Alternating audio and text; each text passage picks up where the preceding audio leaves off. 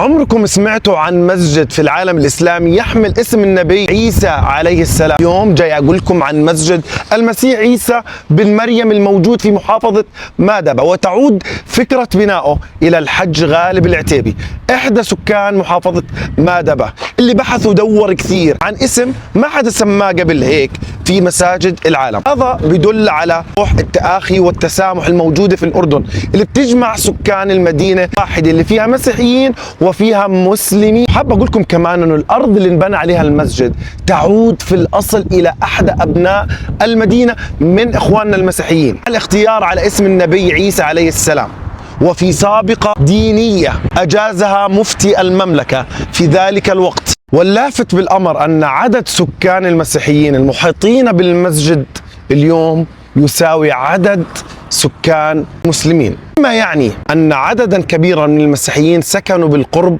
من هذا المسجد اللي بيحمل اسم النبي عيسى بن مريم عليه السلام. يعني فعلا الأردن كبير، فعلا الأردن بلد التسامح، بلد التآخي، فعلا الأردن ما في زيه. لو نلف كل العالم لا يمكن انك تلاقي زي الأردني، إن كان مسيحي أو إن كان مسلم. تعالوا زوروا هذا المسجد الفريد من نوعه، والفريد في أيضا في تفاصيله الداخلية.